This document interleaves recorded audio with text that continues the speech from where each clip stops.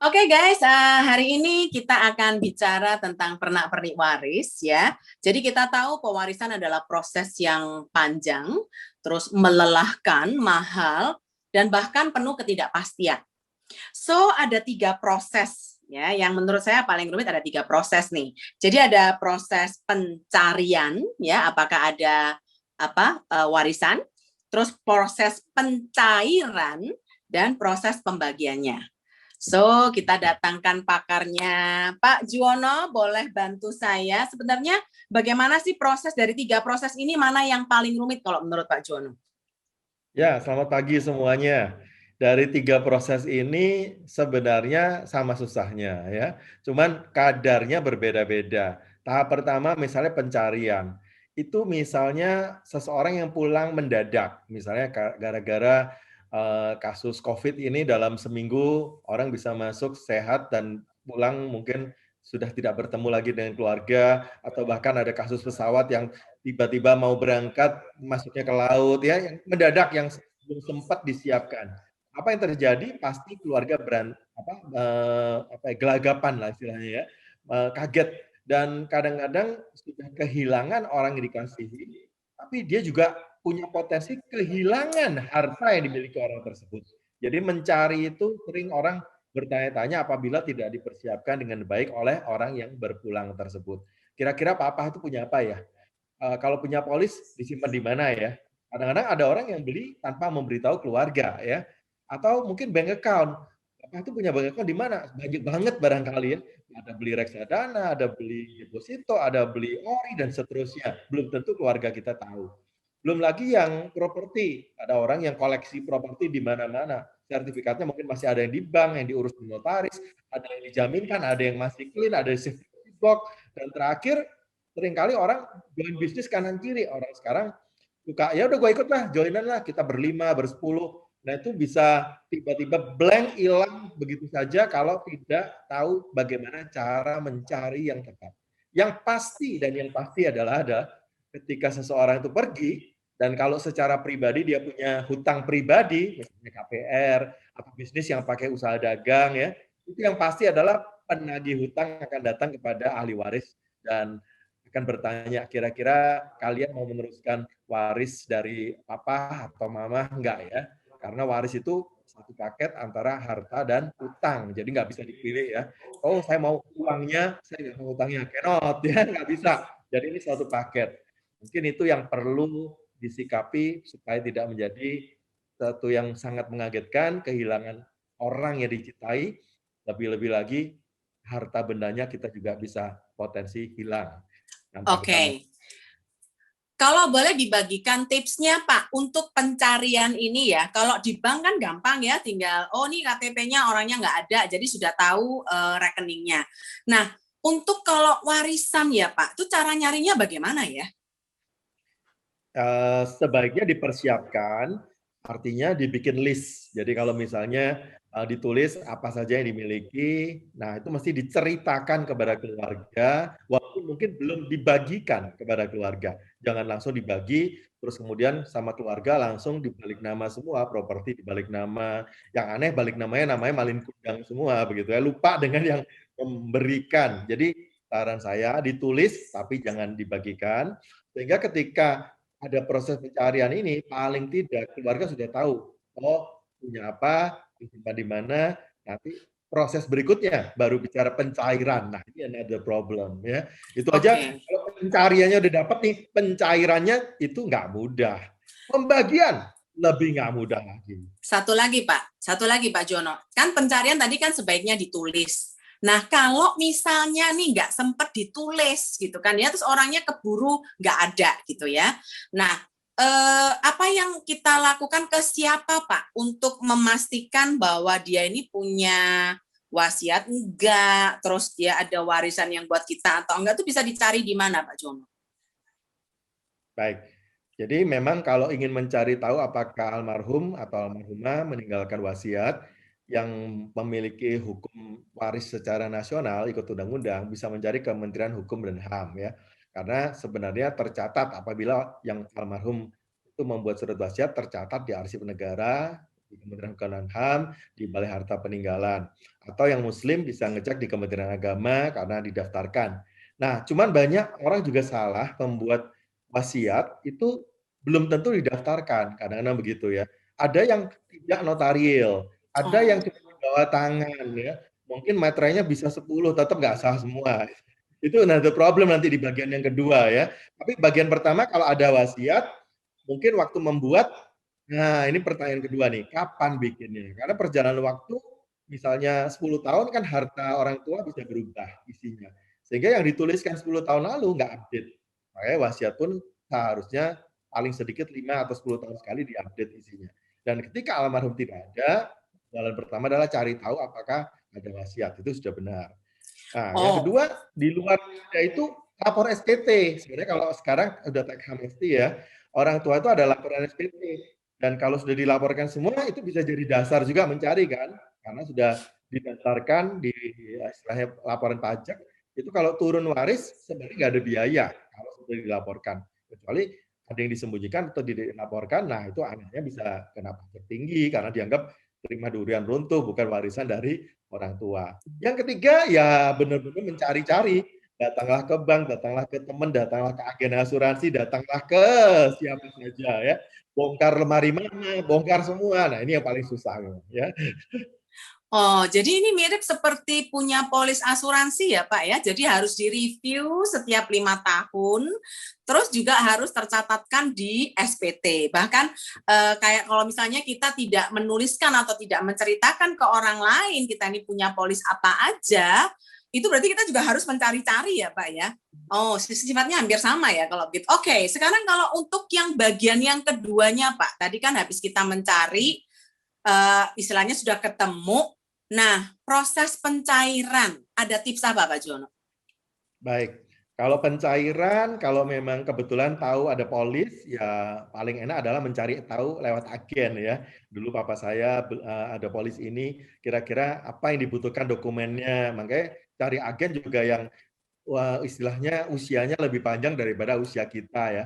Nomor satu perusahaan asuransinya. Jangan sampai kita waktu klaim perusahaannya udah nggak ada ya. Yang kedua, ya agennya kalau bisa bukan hit and run, beli setahun pergi, kita cari akhirnya ngurus sendiri kan ke customer service. Jadi kalau misalnya agennya usianya panjang juga bisa membantu kita. Tapi kalau enggak ya harus diurus ke customer service. Nah itu kalau kebetulan polis kan sudah ada kontraknya ya. Yang lain adalah ya kalau memang ada properti, nah, apakah ada sertifikatnya, terus apakah ada rekening bank dan seterusnya. Nah itu prosesnya mulai diatur cara pencairannya. Oke, proses pencairan itu harus melewati syarat dan ketentuan. Misalnya kalau asuransi kan ada yang namanya surat kematian, keterangannya ya, terus kemudian ada mungkin kartu keluarga atau siapa ahli waris yang ditunjuk di polis ya, penerima manfaatnya siapa. Ya, kalau misalnya kalau tidak dibikinkan wasiat properti berarti nanti penerimanya adalah bersama-sama antara seluruh ahli waris. Kalau ditunjuk oleh wasiat berarti apakah adil. Nah, ini nanti bicara pembagian yang paling ketiga yang paling sulit yang saya bilang ya. Ini soal istilahnya pencairannya itu juga harus diurus. Karena apa? Kalau tidak segera dicairkan, makin ditunda, itu ongkosnya akan makin mahal. Bahkan ada beberapa yang punya kadaluarsa. Misalnya asuransi itu bisa sekian bulan itu kalau klaim mau bisa dalam tanda petik nih ya bermasalah ketika dicairkan. Jadi Bapak Ibu wajib pertama mencari, kemudian mencairkan prosesnya dilakukan segera diurus. Itu step kedua yang harus kita lakukan. Pak, kalau boleh tahu kadaluarsanya ya Pak, maksudnya maksimal ya kalau di dalam pencairan itu kan kita nyari juga butuh waktu ya. Nah, setelah ketemu, mencairkannya itu apakah ada batas waktu?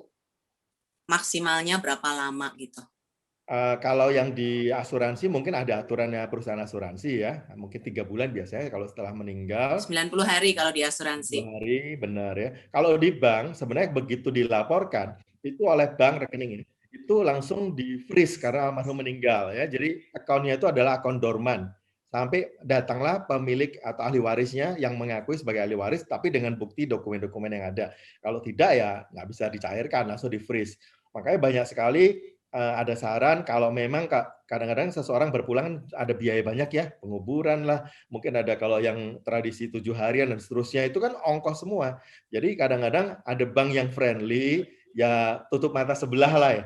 Selama ATM-nya mungkin dipegang oleh istri atau anak, tahu PIN-nya, nah itu mungkin itu bisa ditarik bertahap sesuai dengan harian, mungkin ada 1 hari bisa 5 juta atau apa, ya itu untuk ongkos melanjutkan paling enggak ya, selama proses, karena proses ini butuh waktu, bisa sebulan, bisa 2 bulan. Tapi begitu tidak ada, maka sebenarnya akun di bank itu langsung menjadi akun dorman, tidak bertuan, sampai datang yang mengaku siapa pemiliknya. Kalau properti atau harta yang lain, itu masa kadaluarsanya, sebenarnya ini kadaluarsa tidak secara tertulis ya. Artinya kalau tidak ada yang mengaku sebagai ahli waris, maka dalam proses 30 tahun itu dalam tanda petik hilang sebenarnya haknya ya. Nah, dengan kata lain ya mungkin susut nilainya, mungkin bermasalah kalau properti nggak bayar pajak bumi bangunannya, ya sehingga jadi apa ya besar dan kemudian ya akhirnya bisa potensi hilang karena apa? Karena ya akhirnya disita oleh negara itu kalau nggak ada yang mengurus. Jadi saran saya pencairan itu harus segera diurus. Jadi setelah pencarian ketemu, langkah kedua pencairan harus segera diurus. Oke, terima kasih ya buat keterangannya. Nah, Pak, sekarang ya kalau sudah cair, ya kan, baginya Pak, itu kan Nah, diwaris itu kan jadi, kalau di polis asuransi mah enak ya, kan langsung ditunjuk, terus nggak pakai, kan tidak tunduk sama hukum wasiat. Nah, sekarang kalau untuk aset yang lain nih Pak ya, untuk waris ini baginya bagaimana Pak? Apakah ada aturan-aturan khusus atau harus memenuhi kaidah seperti apa? baik, kalau untuk asuransi jelas ya, di polis sudah ditunjuk siapa penerima manfaatnya, maka kalau itu langsung diproses pencairan oleh perusahaan asuransi selama memenuhi yang ditulis siapa penerimanya, biasanya langsung jadi liquid, langsung bisa dicairkan. Nah, itu bisa buat ongkos ngurus yang lain-lain. Karena apa? Nah, pembagian ngurus yang lain itu biasanya panjang dan lama. Itu yang makan biaya, apalagi kalau sampai terjadi persengketaan. Biaya keluar terus tuh. Sementara mungkin income-nya semua di frozen semua kan, jadi beku semua. Nah, mungkin asuransi nomor 1 adalah alat pertama untuk mencairkan kebekuan tadi untuk mengurus yang lain-lain yang prosesnya lebih banyak dalam contoh. Misalnya properti.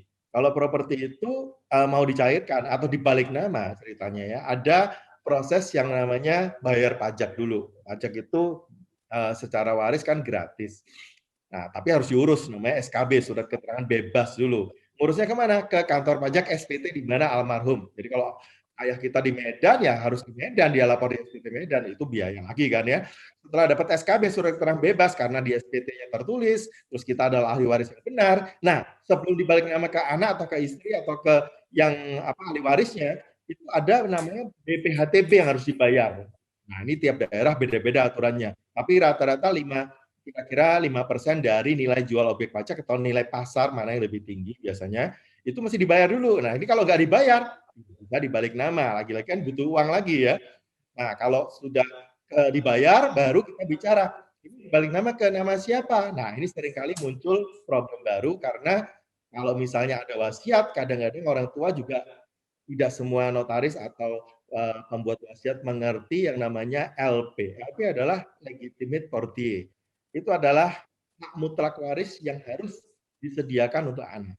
Nah, kadang-kadang orang tua, apalagi yang punya tradisi jalur patriark ya, oh, anak laki dapatnya sekian persen atau bahkan lebih besar atau lebih full semua. Kadang-kadang wanita nggak perlu karena dia nikah sama orang lain dan seterusnya. Nah, itu yang permasalahan baru. Ketika mau dibagi, jadi sudah dapat pencarian, dapat hartanya, pencairan sudah niat nih, udah dibayar pajaknya semua, sudah tinggal balik nama, tapi karena tidak adil, nah keluarga yang lain, gue nggak mau tekan karena gue nggak dapat hak yang jadi bagian saya.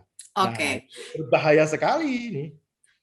Pak, kalau ya saya sering dengar itu begini, ngapain saya balik nama, saya biarin aja. Pokoknya waktu apa orang tua saya meninggal, sayanya kan gratis. Udah, enggak tak balik-balik nama aja, biarin. Yang penting saya enggak bayar biaya. Menurut Bapak gimana ya Pak? Apakah memang harus bayar balik nama atau dibiarkan aja juga boleh? Sebelum kita bicara tentang LP ya Pak, kalau LP kan panjang juga itu nanti ya.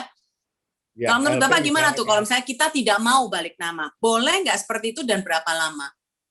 kalau LP tadi bicara keadilan, itu kan butuh kesepakatan yang kadang-kadang tadi nggak mudah ya. Saya nanganin kasus-kasus begini banyak sekali ya. Apalagi kalau jumlahnya makin besar, biasanya makin ya mata kita makin hijau melihat angka ya, sehingga merasa ketidakadilan itu tinggi sehingga tidak mau sepakat dan tanda tangan. Karena kalau tidak sepakat dan tidak tanda tangan, tidak bisa dibuat yang namanya SKW atau surat keterangan hak mewaris, surat keterangan waris ya. Karena hanya SKW ini atau surat keterangan hak waris ini yang bisa menjadi kunci membalik nama ke ahli waris. Jadi langsung selesai putus istilahnya dengan kepemilikan yang almarhum, langsung pemiliknya baru. Sehingga kalau mau disewakan, mau dijual, mau diapakan pun sudah ada pemilik baru yang berhak tanda tangan, menjaminkan, menjual dan seterusnya. Nah, karena SKW-nya tidak cocok, nggak bisa ketemu jalan keluar kekompakannya, seringkali ditunda juga ya. Atau karena nggak punya biaya pajak tadi. Tunda. Apa yang terjadi ketika ditunda adalah argonya jalan terus. Karena bicara properti, ya pajak bumi bangunan itu tidak pernah turun. Setiap tahun pasti naik. Coba bayangkan kalau dalam 10 tahun naik. Suatu hari mau dibalik nama 10 tahun lagi, pajak balik namanya BPHTB-nya pasti jauh lebih tinggi dibanding 10 tahun yang lalu. Jadi saran saya segera dibereskan, karena enggak pasti lebih mahal. Ini baru case satu dari segi biaya. Mungkin uangnya nabung dulu bisa dibayar pajaknya. Case kedua, 10 tahun lagi anak mungkin ada 3 atau 4 atau 5 ya zaman dulu. Itu punya anak-anak lagi, udah berumah tangga, punya cucu dan seterusnya. Mungkin satu udah pindah ke Medan, satu ke Amerika, satu jadi warga negara asing, bahkan ada satu yang sudah meninggal, sehingga turunlah ke generasi ketiga ya.